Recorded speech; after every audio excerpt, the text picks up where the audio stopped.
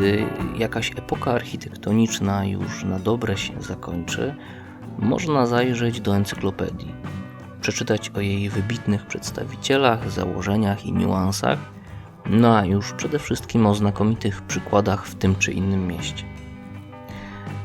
A co jeżeli budynek jest całkiem nowy? Co w sytuacji, gdy jeszcze nic o nim nie napisano w przewodniku po lokalnych zabytkach?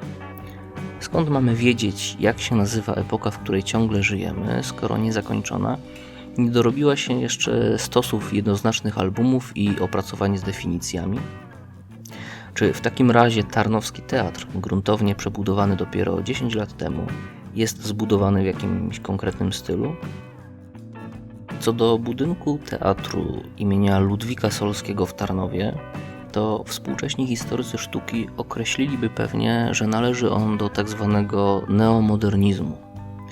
Taka nazwa stosowana jest dla określenia stylu wielu budynków powstałych na przełomie XX i XXI stulecia.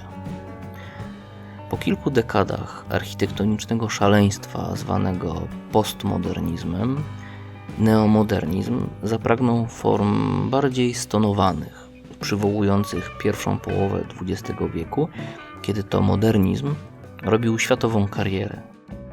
Chociaż na co dzień mało kto zdaje sobie z tego sprawę, to takie budynki jak Tarnowski Teatr, pomimo tego, że zupełnie nowy, tak naprawdę jest więc całkiem retro. Wszak na jego horyzontalnej elewacji możemy dostrzec same cytaty z klasyków. Smukłe kolumny, duże przeszklenia, głęboki podcień, a to wszystko w kontrastowych, biało-czarnych kolorach. Właściwie to każdy z tych elementów znajdziemy w willi Savoie, stworzonej przez Le Corbusiera w 1931 roku, albo pawilonie barcelońskim, który Mies van der Rohe projektował w 1929. Neomodernizm chce się kojarzyć z atrakcyjną architektonicznie przeszłością. Chce być przy tym spokojny, wyważony i, jak przystało na stary modernizm, logiczny. Złośliwie twierdzą jednak, że współczesne budynki są powtarzalne i przewidywalne.